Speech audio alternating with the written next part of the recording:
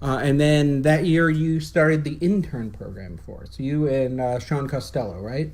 And that was one of the most successful intern programs I think we've ever seen. Want to give everyone a rundown on what that was all about?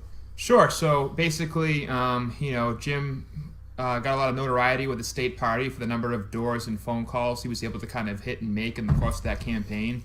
And one of the reasons for that was because of how many interns we had, working and helping Jim out that summer. So, basically the way it started was I was an intern for Jim at the State House, was looking for a little bit more work, get a little bit busier. So he mentioned his, re-election campaign, that there'd be some more action going on. The State House doesn't really do as much during the, Summer. exactly, the summer, before an election. So I thought it'd be more exciting. So Jim mentioned he was looking to get some volunteers and interns, and asked a couple of friends to show up, and was very fortunate that we got a big crowd of friends, that came to that first meeting and kept going throughout the whole summer. So I was very lucky for that, and that's kind of how it got started. So we were knocking, what was it, almost 1,000 doors a weekend?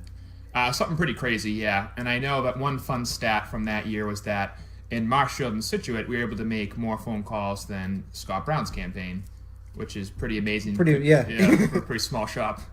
So the way it started was we decided to put together a program that would encourage people to get involved. And what our goals were to basically make contact with voters. And every contact you made with a voter, you'd get a point.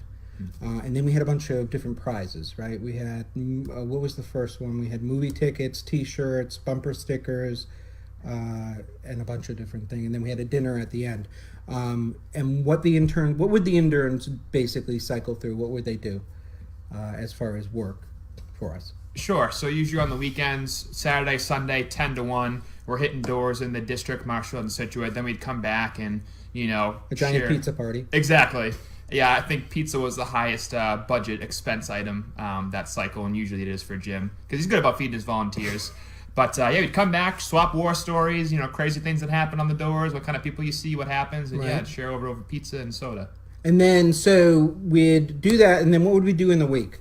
During the week, basically, Monday through Thursday, we're in the campaign headquarters making phone calls, generally, let's say maybe 5 to 8, 5 to 7:30, trying to reach, voters and ID people through the phones.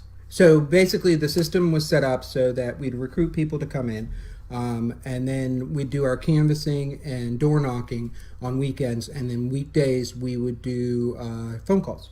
And each time somebody, a volunteer, one of the interns, was able to identify a supporter or a detractor, we would give them 1 point. And then every point you cash in for different prizes throughout the summer. And then what was the incident with the bucking bull that you guys got Jim to get on? Oh, that's right. So the Scituate Carnival, every summer, there was this mechanical bull that you could ride on, and Jim pointed up some cash. We had a little competition, and every intern, including the candidate, which probably Not a good hindsight, idea. Yeah, that negative ad kind of writes itself. So they got on the bull and they were riding back and forth, and we had a few videos made. Who was the one? Brendan made us videos of the end. Yeah, he was kind of like, recorded all this, content throughout the summer. It was like a little, documentarian, and put a video together for the end of the year for, all the events we went to and all the things that we were able to accomplish, and kind of people, on the phones, hitting doors, kind of in the thick of the action. And then we had a big party at the end of the year at Webster Estate. Yes. So the reason we bring this up is one of the biggest things that campaigns have problems with is engaging voters and volunteers. So getting a lot of young people involved with an election is a huge deal because they bring energy. Yep. So what are your thoughts on the overall, that program? Was it successful? What would you think? What was good? What was bad? Sure. I would say that program was very successful. We got a ton of IDs. It was crazy how many IDs that we got. And generally, having young people on the doors, it seems less threatening to the average person when you have like a high school or college student come into your door, as opposed to like a middle-aged person. It's just they're kind of more receptive to having a conversation, Right. And people just like to see young people get involved. So it reduces the amount of negativity when you have a young crop of volunteers on your team. So we had about maybe 30 volunteers with a core of about 10.